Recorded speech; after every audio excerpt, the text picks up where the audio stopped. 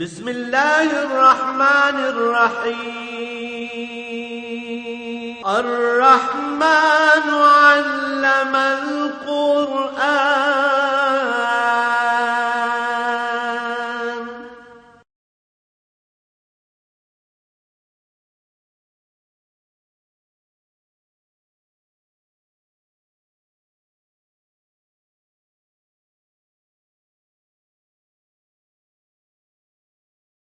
الحمد لله رب العالمين والصلاة والسلام على حبيبه محمد وآله وصحبه أجمعين.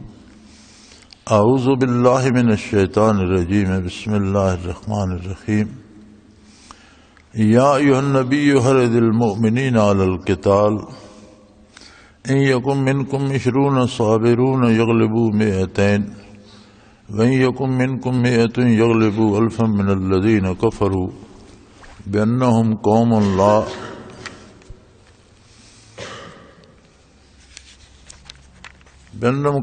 لَّا يَفْقَهُونَ.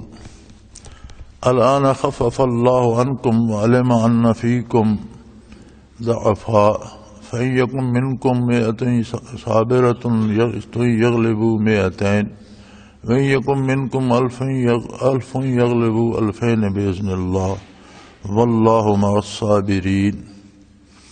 مَا كَانَ لِنَبِيٍّ أَن يَكُونَ لَهُ أَسْرَىٰ حَتَّىٰ يُثْخِنَ فِي الْأَرْضِ تُرِيدُونَ عَرْضَ الدُّنْيَا وَاللَّهُ يُرِيدُ الْآخِرَةَ وَاللَّهُ عَزِيزٌ حَكِيمٌ. لولا كتاب من الله سبق لمسكم فيما أخذتم عذاب عظيم فَكُلُوا مِمَّا غَنِمْتُمْ حَلَالًا طَيِّبًا وَاتَّقُوا اللَّهَ إِنَّ اللَّهَ غَفُورٌ رَّحِيمٌ. اللهم سبحانك لا علم لنا إلا ما علمتنا إنك أنت العليم الحكيم. مولاي صل وسلم دائما أبدا على حبيبك خير الخلق كلهم. یا ایھا النبی حرض المؤمنین علی القتال.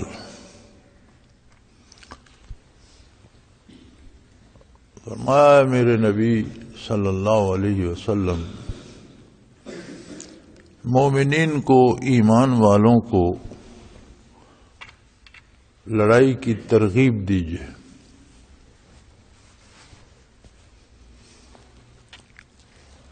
اسلام نے تمام شعبہ زندگی میں خوبصورت قواعد اور ضابطے مقرر فرمائے ہیں، اور اسلام کی جنگ محض کسی قوم کے وسائل چھیننے یا ان کے علاقے پر قبضہ کرنے یا انہیں تباہ کرنے کے لیے نہیں ہے، بلکہ نبی علیہ الصلوۃ والسلام کو بھی ارشاد فرمایا گیا ہے کہ جنگ کے فوائد و نقصانات ارشاد فرما کر مومنین کو جنگ کی ترغیب دی جائے.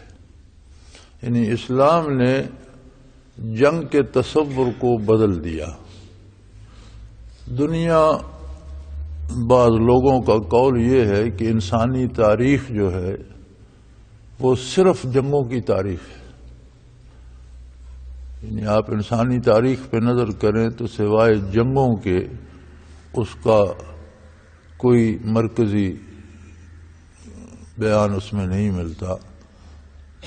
جنگوں کی تاریخ ہے.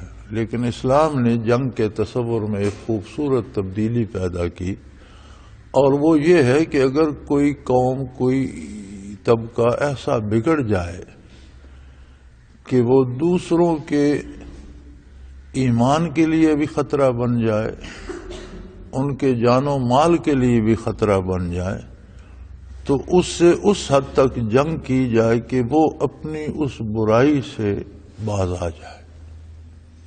جب تک اس برائی سے باز نہیں آتا تب تک اس کے ساتھ جنگ ہوگی. لیکن اگر وہ یا تو ایمان قبول کر لے تو اس کا وہی درجہ ہے جو دوسرے مسلمانوں کا ہے، وہی سٹیٹس اسے مل جائے گا. ایمان قبول نہیں کرتا تو زیادتی کرنا اور ظلم کرنا چھوڑ دے تو پھر اس کے ساتھ جنگ نہیں ہوگی. پھر اس کے بھی بہت سے ضابطے ہیں کہ جنگ میں ان لوگوں سے تعرض نہ کیا جائے جو تلوار نہیں اٹھاتے، جو جنگ میں شریک نہیں ہوتے، انہیں نہ چھیڑا جائے، خواہ مخواہ عوام کو نہ مارا جائے، عورتوں بچوں کو قتل نہ کیا جائے، بوڑھوں کو نہ چھیڑا جائے، عبادت خانوں میں جو لوگ ہیں خواہ وہ بتوں کی پوجا کر رہے ہیں لیکن انہیں چھیڑا نہیں جائے گا، اپنی جو عبادت میں مصروف ہیں اپنے عقیدے کے مطابق انہیں نہیں چھیڑا جائے گا۔ جنگ انہی لوگوں سے ہوگی جو میدان میں اتریں گے اور جو دوسروں کے جان و مال اور دوسروں کے ایمان کے لیے خطرہ ثابت ہوں گے۔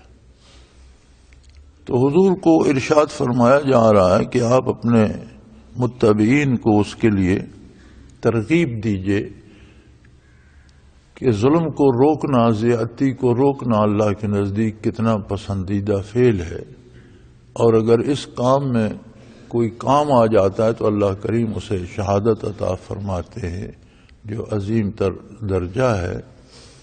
اسی طرح زندہ رہتا ہے تو وہ غازی ہے۔ تو فرمایا یا ایھا النبی حرض المؤمنین علی القتال، مسلمانوں کو قتال کی ترغیب دیجئے، یعنی اس کے فوائد سے آگاہ کیجئے، اس کی ضرورت سے آگاہ فرمائیے، اور نہ کرنے کے نقصانات ارشاد فرمائیے۔ اس سے پہلے رکوع میں گزر چکا ہے کہ مسلمانوں کو ہمیشہ جنگ کے لیے تیار رہنا چاہیے اور اپنی جنگی قوت ہمیشہ بنا کر رکھنی چاہیے، اور ایسی جنگی صلاحیت ہونی چاہیے کہ کسی کو جرأت ہی نہ ہو زیادتی کرنے کی۔ لیکن اگر ضرورت پیش آ جائے تو پھر پوری یقین و اعتماد کے ساتھ اور پورے خلوص کے ساتھ جہاد کیا جائے۔ اور فرمایا ان یکم منکم 20 صابرون یغلبوا 200، اے مسلمانوں تمہارے میں سے اگر 20 بندے بھی ثابت قدم رہنے والے ہوں گے، یہاں شرط لگائی صابرون، صبر کا معنی ہوتا ہے رک جانا یا روک لینا۔ تو جنگ میں بھی صبر یہ ہوگا کہ ثابت قدمی سے لڑیں اور زیادتی نہ کریں، جو اللہ نے حدود مقرر فرمائی ہیں ان کے اندر رہیں۔ تو ظاہر ہے جب صبر ہوگا تو معیت باری حاصل ہوگی، اللہ جل شانہ کا ساتھ نصیب ہوگا، اور جس کے ساتھ اللہ ہوگا وہ جیتے گا۔ تو اگر 20 مسلمان بھی ثابت قدم ہوں گے یغلبوا 200، تو وہ 200 کافروں پر غالب آئیں گے۔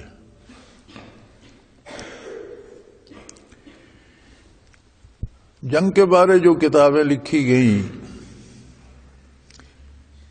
ان میں ایک بڑی عجیب بات یہ بھی ملتی ہے کہ عموماً جو فوجیں لڑتی ہیں ان میں 10% لوگ ایسے ہوتے ہیں جو لڑنا چاہ رہے ہوتے ہیں اور جو بے جگری سے لڑتے ہیں، 90% وہ لوگ ہوتے ہیں جو ان کے ساتھ مل کر لڑتے رہتے ہیں۔ اگر وہ 10% اپنی جگہ چھوڑ جائیں تو 90% بھاگنے میں دیر ہی نہیں کرتے۔ اور یہ معیار بتایا گیا جنگوں کی تاریخ میں کہ اگر کسی فوج میں 20% ہو جائے ان کی تعداد جو خلوص سے اور پورے وثوق سے اور جم کر لڑنے والے ہیں، تو اس فوج کو شکست نہیں دی جا سکتی۔ جبکہ وہی مورخین جو اس موضوع پہ بحث کرتے ہیں وہ لکھتے ہیں کہ دنیا میں واحد جرنیل محمد الرسول اللہ صلی اللہ علیہ وآلہ وسلم تھے کہ جن کی جو فوج تھی اس میں 100% لوگ خلوص سے اور جم کر لڑنے والے تھے۔ یعنی یہ دنیا کی واحد فوج تھی جو حضور اکرم صلی اللہ علیہ وسلم کی خدمت میں تھی، اور جس کے جرنیل محمد الرسول اللہ صلی اللہ علیہ وسلم تھے، جن کی تربیت کا یہ عالم تھا کہ ان کی فوج کا 100% ہر سپاہی پورے خلوص، پوری دیانت، پوری ثابت قدمی، پوری جرأت سے لڑنے والا تھا۔ ورنہ دنیا کی بڑی بڑی افواج میں 10% سے زیادہ لڑنے والوں کی تعداد نہیں ہوتی، دوسرے ان کے ساتھ کھڑے رہتے ہیں ان کے آسرے پر، اور 20% ہو جائے تو بہت اعلی فوج ہوتی ہے۔ تو یہاں اللہ کریم نے ارشاد فرمایا کہ اگر 20 مسلمان ہوں گے جو صابرون اللہ کی اطاعت پر جم جائیں گے اور اللہ کی رضا کے لیے لڑ رہے ہوں گے، تو ظاہر ہے جب اللہ کی رضا کے لیے لڑ رہے ہوں گے تو جو قواعد و ضوابط اللہ کریم نے ارشاد فرمایا ان کی پوری پاسداری بھی کریں گے، تو وہ 200 کافروں پر اپنے سے 10 گنا طاقت پر غالب آئیں گے۔ اور اگر تم میں سے 100 آدمی ہوں گے یغلبوا الفا من الذین کفروا، تو 1000 کافر پر غالب آ جائیں گے۔ یعنی مسلمان جب اللہ کی رضا کے لیے لڑیں گے، حق کی سربلندی کے لیے لڑیں گے، ظلم کو مٹانے کے لیے لڑیں گے، زیادتی کو روکنے کے لیے لڑیں گے۔ یہی فرق ہے جنگ اور جہاد میں۔ جنگ ہوتی ہے دشمن کو نیچا دکھانے کے لیے، اس کے وسائل تباہ کرنے کے لیے، اس کی افرادی قوت ختم کر دی جائے تاکہ وہ سر اٹھانے کے قابل نہ رہے، ان کے گھر اجاڑ دیے جائیں، شہر ویران کر دیے جائیں تاکہ وہ کبھی سر اٹھانے کے قابل نہ رہیں۔ لیکن اسلام میں اس طرح کی جنگ کی گنجائش نہیں ہے۔ اسلام میں جنگ کو جہاد کہا گیا۔ جہاد کا لفظی ترجمہ ہے بہتری کی کوشش، محنت۔ تو جہاد ہوتا ہے زیادتی اور ظلم سے روکنے کے لیے۔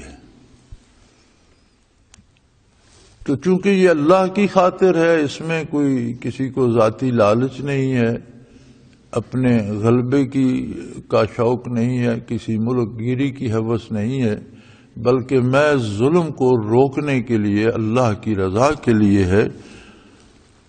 تو پھر جو لوگ ظلم کی حمایت میں تلوار اٹھائیں گے ان کے ساتھ جہاد ہوگا، جو تلوار نہیں اٹھائیں گے انہیں نہیں چھیڑا جائے گا۔ سو اگر تم میں سے 100 مومن بھی ایسے ہوں گے تو وہ 1000 کافر پر غالب آ جائیں گے، اس لیے کہ کافر جو ہیں بِأَنَّهُمْ قَوْمٌ لَا يَفْقَهُونَ، یہ احمق قوم ہے، سمجھ نہیں رکھتے۔ یعنی اللہ کی کائنات میں اللہ کی مخلوق پر ظلم کرنا حماقت ہے، احمق ہیں، یہ بے وقوف ہیں، لا یفقہون، یہ سمجھ نہیں رکھتے، ان میں تفقہ نہیں ہے، ان میں شعور نہیں ہے۔ تو یہ بڑی عجیب بات ہے۔ قرآن کریم بتاتا ہے کہ شیطان بندے کی سمجھ الٹ دیتا ہے، وہ برائی اسے بھلی معلوم ہونے لگتی ہے اور غلطی پر فخر کرنے لگتا ہے۔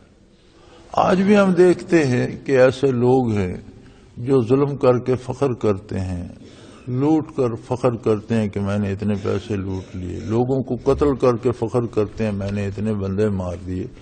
تو یہ وہی کافروں والی صفت ہے کہ لا یفقہون، ان میں تفقہ نہیں ہے، سمجھ نہیں ہے، جانتے نہیں ہیں، تو جاہل ہیں۔ اور جاہل اور نہ جاننے بوجھنے والا بندہ کمزور ہوتا ہے، شکست کھا جاتا ہے۔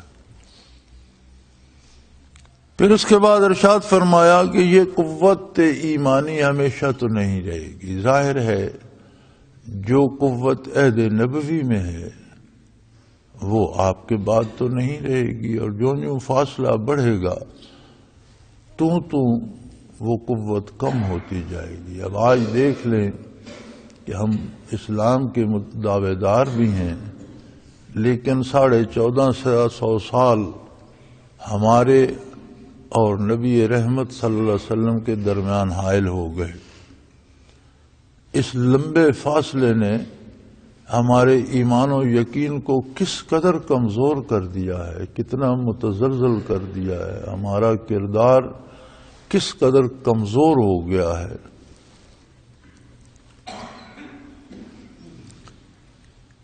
زمانہ حالات کو بدل دیتا ہے، مرور زمانہ بہت سی تبدیلیاں لاتا ہے. عرب شاعر نے کہا تھا کنّا کزوج حمامۃ فی ایکۃ متمتعین بصحت و شبابی.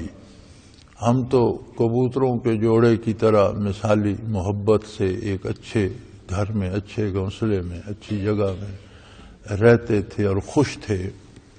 دخل الزمان بنا وفرق بیننا ان الزمان مفرق الاحباب. ہمارے درمیان زمانہ در آیا اور اس نے ہمیں جدا کر دیا. تو کہتا ہے یقیناً زمانہ دوستوں کو دوستوں سے جدا کر دیتا. تو ہمارا بھی آج کا المیہ یہی ہے کہ ہم نبی کریم صلی اللہ علیہ وآلہ وسلم کی ذات ستودہ صفات اور آپ کی برکات سے بہت دور ہو گئے. 1450 سال درمیان میں آ گئے، 1430-31 سال درمیان میں آ گئے. اس صدیوں کے فاصلے نے ہمارے رشتے کمزور کر دیے ہیں.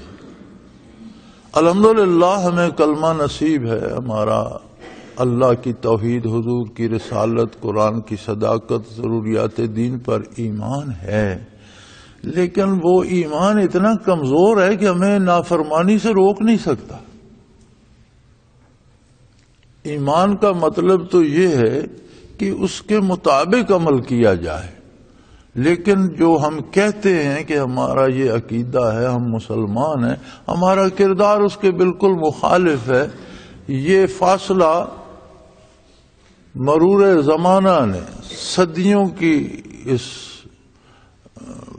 گزرگاہ نے ہمارے درمیان فرقت ڈال دی. آج بھی اگر کوئی حلال کھائے، سچ بولے، عبادات کرے اور اللہ کا ذکر کرے اور خود کو حضور رسالت مآب صلی اللہ علیہ وسلم کے قرب سے مشرف کرنے کی کوشش کرے، یہ فاصلے مٹانے کی کوشش کرے، تو آج بھی وہی حالات پیدا ہو سکتے ہیں. چونکہ آج بھی رسالت محمد الرسول اللہ کی ہے، نبوت آج بھی آپ ہی کی ہے. کوئی آج بھی جو کلمہ ہم پڑھتے ہیں وہ یہی ہے کہ حضرت محمد صلی اللہ علیہ وآلہ وسلم اللہ کے رسول ہیں، محمد الرسول اللہ صلی اللہ علیہ وسلم. آج بھی جو کلمہ ہم پڑھتے ہیں اس میں یہ لفظ تو نہیں آتا کہ حضور اکرم صلی اللہ علیہ وسلم اللہ کے رسول تھے، یہ تو کوئی نہیں کہتا. آج بھی ہم یہی کہتے ہیں کہ حضور اکرم صلی اللہ علیہ وسلم اللہ کے رسول ہیں. تو جب آپ آج بھی اللہ کے رسول ہیں تو وہ ساری برکات جو عہد نبوی میں تھی وہ آج بھی اس طرف موجود ہے. کمی ہے تو ہماری طرف سے. جو برکات اس وقت تھی اور اس زمانے کے لوگوں نے حاصل کی ان میں کمی نہیں ہے، آج بھی وہی برکات ہیں، آج بھی وہی تائید باری ہے، آج بھی آپ صلی اللہ علیہ وسلم رحمت للعالمین ہے، جہاں سب جہانوں کے لیے اللہ کی رحمت ہے. وجود مسعود نبی کریم صلی اللہ علیہ وسلم آج بھی رحمت کا بحر زخار ہے، ناپیدا کنار سمندر ہے. ہم محروم ہو گئے، ہم اس سمندر سے بہت دور چلے گئے. اگر ایک دن کو ایک قدم شمار کریں تو 1431 سال کے دنوں کا شمار کریں تو ہم اتنا فاصلہ دور چلے گئے. اب اگر ہم واپسی کا سفر شروع کریں اور اپنے ایمان میں وہ قوت پیدا کریں اور وہ حق اطاعت ادا کریں جو عہد نبوی میں آپ کے خدام کیا کرتے تھے، تو آج بھی زمانہ پلٹ سکتا ہے، آج بھی وہ وقت آ سکتا ہے. تو مرور زمانہ کا مقابلہ سب سے سخت مقابلہ ہے انسانی زندگی میں، کہ وقت بدل جائے، حالات بدل جائیں، شب و روز بدل جائیں، وسائل بدل جائیں، ذرائع بدل جائیں، لیکن انسان کا کردار نہ بدلے، یہ توفیق الہی ہے، یہ توفیق باری تعالی ہے. وہ کسی کو یہ ہمت دے کہ وہ خود کو پھر ان لوگوں کے اتباع اور اطاعت میں مدغم کر دے اور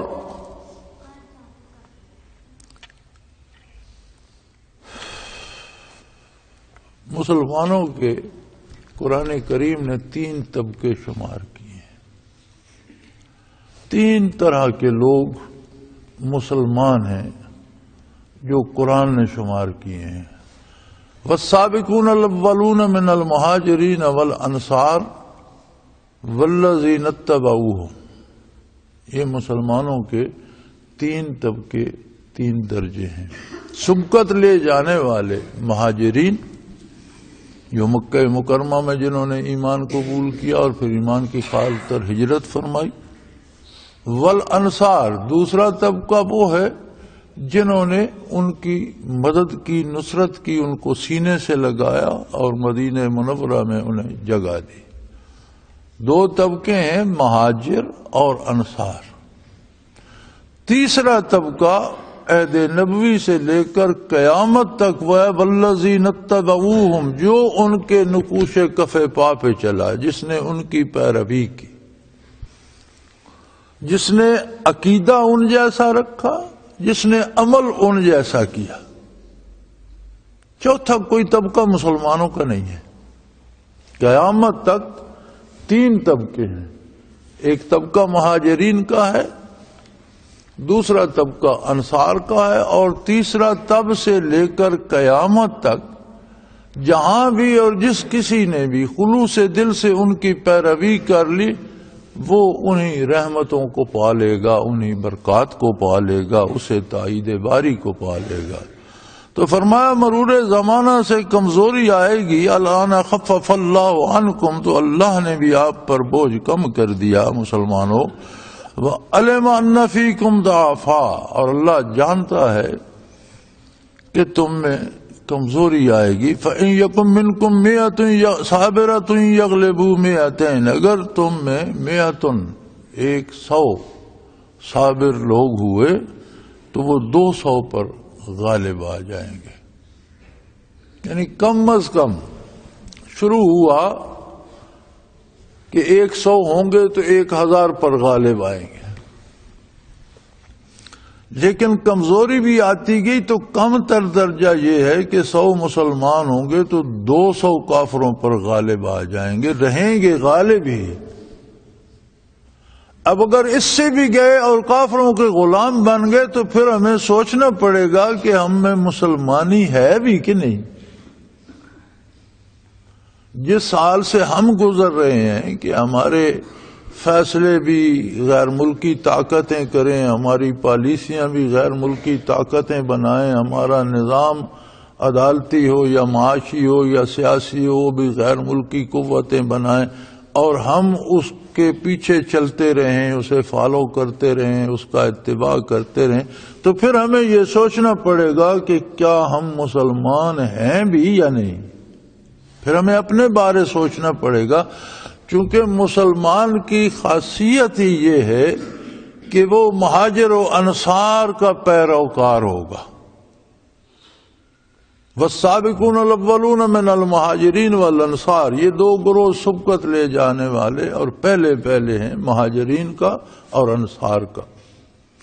اب ان کے بعد قیامت تک والذین اتبعوہم رضی اللہ عنہم ورضوا عنہ، جو ان کی پیروی کرے گا اللہ اس پر راضی ہوگا اور اس کی اتنی مدد فرمائے گا کہ وہ بھی اللہ پر راضی ہوں گے، خوش ہوں گے کہ اللہ تیرا بڑا احسان ہے. یہ بھی بڑی عجیب بات ہے. آج آپ کو آپ کے ارد گرد، آپ کے گھر میں، آپ کے خاندان میں، آپ کے ماحول میں، آپ کی قوم میں اکثریت اللہ سے ناراض نظر آئے. آپ اگر ٹھنڈے دل سے لوگوں کی باتیں سنیں اور غور کریں تو آپ دیکھیں گے کہ اکثریت اللہ سے ناراض ہے. انہیں شکوہ ہے اللہ پر، میرا یہ کام بگڑ گیا، میرا وہ بگڑ گیا، مجھے وہ تکلیف ہو گئی، مجھے وہ. تو یہ ایمان کا تقاضا تو یہ ہے کہ اللہ بھی بندے پر راضی ہو اور بندہ بھی اللہ پر راضی ہو، اسے اتنا انعام و اکرام ملے، اتنا اس پر اللہ کا کرم ہو کہ وہ بھی اللہ سے راضی ہو. تو ہم اگر اللہ سے خفا بیٹھے ہیں تو سوچنا ہمیں یہ ہوگا کہ کیا ہم مسلمان ہیں؟ اس کے دو معیار ہیں. ایک معیار ہے بنیادی معیار ہے عقیدہ.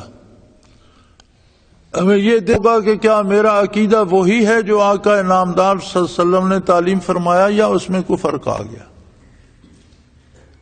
اگر عقیدے میں ہی فرق آ گیا تو عمل کا اعتبار ہی ختم ہو گیا. پھر عمل جب عقیدہ ہی نہیں ہے تو عمل کی حیثیت ہی ختم ہو گئی.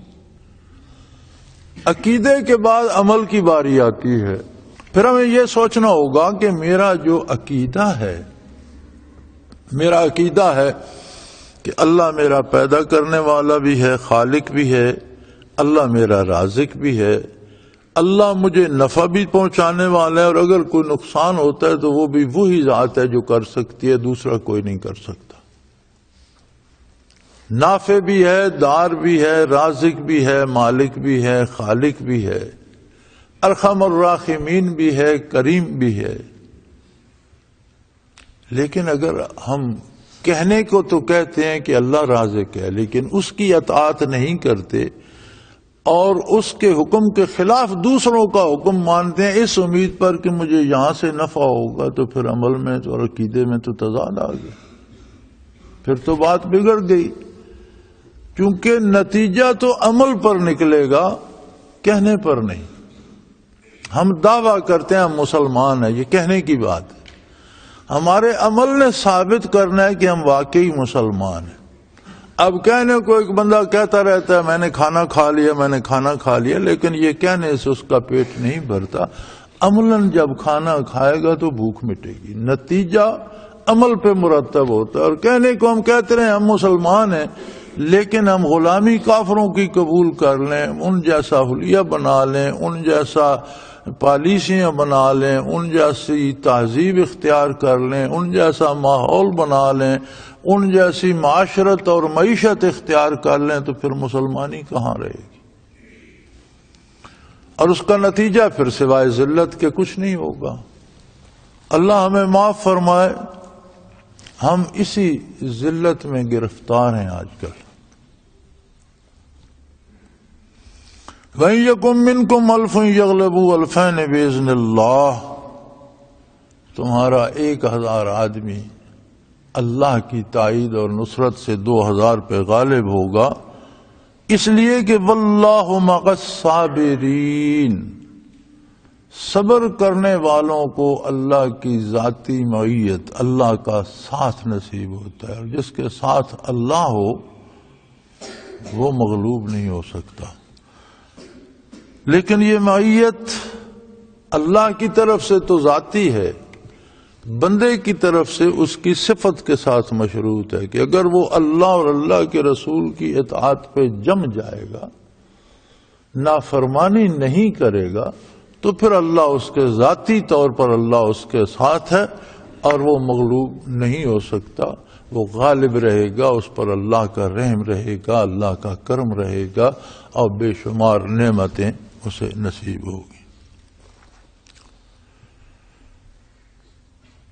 سب سے پہلا مارکا اسلام کی تاریخ میں حق و باطل کا پہلا مارکا بدر ہے. مارکہ بدر میں آپ سب جانتے بھی ہیں، بے شمار دفعہ یہاں بیان بھی ہو چکا، قرآن کریم میں اس کا ذکر خیر بھی گزر چکا. تو 70 کافر چوٹی کے قتل ہوئے بدر میں، اور 70 ہی گرفتار ہوئے.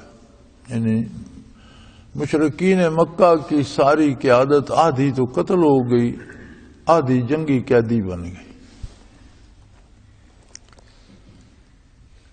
جب قیدیوں کا معاملہ آیا تو نبی کریم صلی اللہ علیہ وسلم نے صحابہ کرام سے مشورہ فرمایا.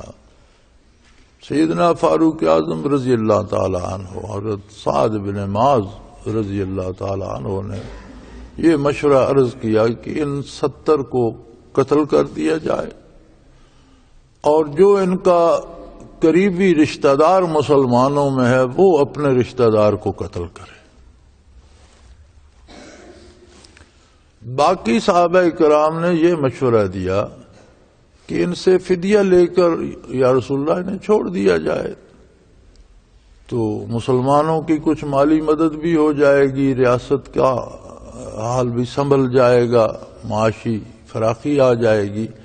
اور اگر یہ بدعہدی کریں گے پھر جا کر یہ دھوکہ دیں گے یا لڑنے کی کوشش کریں گے تو انہوں نے پہلے لڑ کے دیکھ لیا، پھر بھی ان سے لڑ کے دیکھ لیں گے. حضور اکرم صلی اللہ علیہ وسلم نے دوسرے مشورے کو پسند فرمایا اور فیصلہ یہ ہوا کہ ان کو فدیہ لے کر آزاد کر دیا جائے. فدیہ مقرر ہو گیا، وہ اپنا اپنا فدیہ اس کی رقم ادا کرتے اور چھوڑ دیے جاتے. کچھ لوگ رہ گئے جن کے پاس دینے کے لیے رقم نہیں تھی، تو نبی کریم صلی اللہ علیہ وسلم نے انہیں فرمایا کہ تم مدینہ منورہ کے بچوں کو لکھنا پڑھنا سکھا دو، یہی تمہارا فدیہ ہے. اس زمانے میں اہل مکہ میں لکھنے پڑھنے والے لوگ تھے، لیکن مدینہ منورہ میں لکھنا پڑھنا بہت کم لوگوں کو آتا تھا. تو آپ نے فرمایا کہ مدینہ منورہ کے بچوں کو لکھنا پڑھنا سکھا دو. یہاں ایک سبق اور بھی ہے. مشرکین مکہ نے کیا مدینہ منورہ کے بچوں کو دینی تعلیم دینی تھی؟ ہرگز نہیں. وہ تو دین پہ یقین ہی نہیں رکھتے تھے اور دین سے خود واقف نہیں تھے. دنیاوی تعلیم دینی تھی. اس کا مطلب ہے کہ دنیاوی تعلیم بھی اتنی ہی اہم ہے جتنی دینی تعلیم ہے. نبی صلی اللہ علیہ وسلم کا ارشاد ہے العلم علمان. العلم دا نالج، سارا علم جو ہے اس کے دو حصے ہیں. علمان دو حصے ہیں اس کے، علم الادیان و علم الابدان. ادیان کا علم عقائد، اخلاقیات، ایمانیات، جسے انگریزی میں نارمیٹو سائنسز کہتے ہیں. اور آدھا علم یہ ہے یعنی علم دین، اور آدھا علم ہے علم الابدان، فزیکل سائنسز، مادی علوم. یعنی اردو میں مادی علوم کہتے ہیں، انگریزی میں فزیکل سائنسز کہتے ہیں. تو یہ دونوں مل جائیں تو العلم پورا علم بنتا ہے. انسان عقائد سے بھی واقف ہو، اسلامی احکام سے بھی واقف ہو، قرآن و حدیث کو بھی سمجھے، اس پر عمل بھی کرے، اور دنیا کے امور سے بھی واقف ہو، لکھنا پڑھنا جانتا ہو، کام کرنا جانتا ہو، گاڑی چلانا جانتا ہو، جہاز اڑانا جانتا ہو، سیاست کرنا جانتا ہو، فیصلے کرنا جانتا ہو، معیشت جانتا ہو، معاشرت جانتا ہو. تو یہ دونوں شعبے ضروری ہیں. ہماری بدنصیبی یہ ہے کہ ہمارا نظام تعلیم ایسا ہے کہ ظاہری علوم کی طرف جاؤ تو وہاں دین نہیں ملتا، اور دینی مدارس میں جائیں تو وہاں دنیاوی علوم نہیں ملتے. اگرچہ اب کچھ نہ کچھ علماء کو الحمدللہ یہ خیال آ گیا اور اب ایسے دینی مدارس ہیں جہاں دنیاوی علوم بھی پڑھائے جاتے ہیں، اور یہ بہت ضروری ہے. تو یہ فیصلہ جو تھا یہ دنیاوی اعتبار سے مسلمانوں کی بہتری کے لیے تھا. تو ارشاد ہوا ما کان لنبی ان یکون لہ اسرا حتی یسخن فی الارض. فرمایا نبی صلی اللہ علیہ وسلم کی شان کو یہ زیب نہیں دیتا کہ کافر جب اس کے ہاتھ کافروں کے قیادت قید ہو جائے تو انہیں پھر چھوڑا جائے یا فدیہ لے کر رہا کیا جائے. ان کا علاج ہے کہ انہیں قتل کر دیا جائے، ان کا خون بہایا جائے. قرآن کریم نے یہ بھی بڑا خوبصورت فلسفہ دیا ہے، اور اقوام عالم نے بھی اس کو سمجھا ہے کہ جتنی باتیں کسی قوم کی سربلندی یا اس کی قوت یا اس کی طاقت کی ہوتی ہیں تو دراصل کمال قیادت کا ہوتا ہے.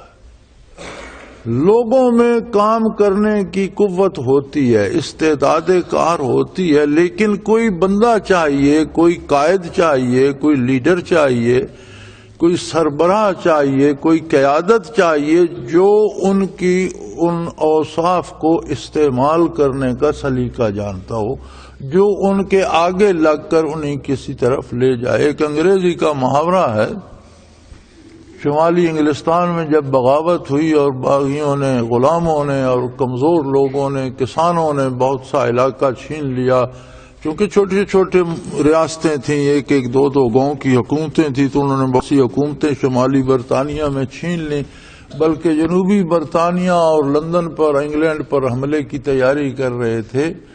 تو انگلینڈ کے حکمران نے ایک شمالی حکمران سے کہا کہ ان کا جو لیڈر ہے اگر اسے دھوکے سے پکڑ لیں، ہمارے حوالے کر دیں۔ تو اس نے کہا یہ ایک بندے کے پکڑنے سے کیا ہوگا، اسے تو میں، میرے بیٹے کے پر وہ اعتبار کرتا ہے، تو اسے تو ہم بلائیں گے، وہ ہمارے ہاں آ جائے گا، ہم دھوکے سے گرفتار کر لیں گے، آپ کو دے دیں گے، لیکن ایک بندے سے کیا ہوگا، اس کے ساتھ تو ایک بہت بڑا لشکر ہے۔ تو اس نے بڑا ایک تاریخی جملہ کہا تھا کہ destroy the shepherds and sheeps will leave away, کہ چرواہے کو تباہ کر دو، بھیڑیں بھاگ جائیں گی۔ اس نے کہا اس ایک بندے کو قتل کر دو، سارا لشکر منتشر ہو جائے گا۔ اور وہی ہوا، انہوں نے دھوکہ دے کے اسے گرفتار کر لیا، شاہ انگلستان کے سپرد کیا، اس نے قتل کر دیا، اور وہ پوری موومنٹ وہاں ختم ہو گئی۔ تو وہی قاعدہ یہاں ارشاد ہو رہا ہے کہ نبی کی شان کو یہ زیب نہیں دیتا کہ قیدی جو قیادت کرنے والے لیڈر جو قیدی بن گئے تھے مکہ والوں کے، انہیں فدیہ لے کر چھوڑ دیا جاتا۔ اس میں دنیاوی فائدہ تو ہے، جس طرف آپ لوگوں کی صحابہ کرام کی نکاح گئی، تریدون عرض الدنیا واللہ یرید الآخرہ، لیکن اللہ تو دائمی بھلائی چاہتے ہیں، جس میں اخروی بھلائی، دنیاوی بھلائی بھی ہو اور اخروی بھلائی بھی ہو۔ اور اگر یہ 70 قیدی بھی قتل ہو جاتے تو پھر دوبارہ جا کر اہل مکہ کو اکسانے والا اور احد میں لانے والا اور خندق میں لانے والا کوئی نہ رہتا، یہ مصیبتیں نہ آتی اور یہ قصہ یہی ختم ہو جاتا۔ اللہ غالب ہیں، حکمت والے۔ اللہ کریم نے دنیا کا ایک نظام بنایا ہے اور اپنی حکمت سے بنایا ہے، اور اس میں نتائج اسباب سے پیدا ہوتے ہیں۔ اسباب میں بھی نتائج وہ خود پیدا کرتا ہے، لیکن اس کا قاعدہ یہ ہے کہ دنیا میں اسباب و وسائل اختیار کیے جائیں، ان پر نتائج مرتب ہوتے ہیں۔ اگر یہ 70 سردار جو قید ہوئے تھے قتل ہو جاتے تو واپس جا کر قوم کو اکسانے والا، جمع کرنے والا، اہتمام کرنے والا کوئی نہ رہتا، پھر نہ یہ احد میں حملہ آور ہوتے نہ خندق میں آتے، تو بغیر ان جنگوں کے مکہ مکرمہ شاید فتح ہو جاتا اور وہ مسلمان ہو جاتے۔ لیکن جب مسلمانوں نے انہیں چھوڑ دیا تو انہوں نے واپس جا کر پھر جنگی تیاریاں کرنی شروع کر دیں اور وہ تکلیف بنی۔ تو اللہ غالب ہیں، لیکن جو عمل آدمی کرتا ہے نتائج اس پر مرتب فرماتے ہیں۔ تو فرمایا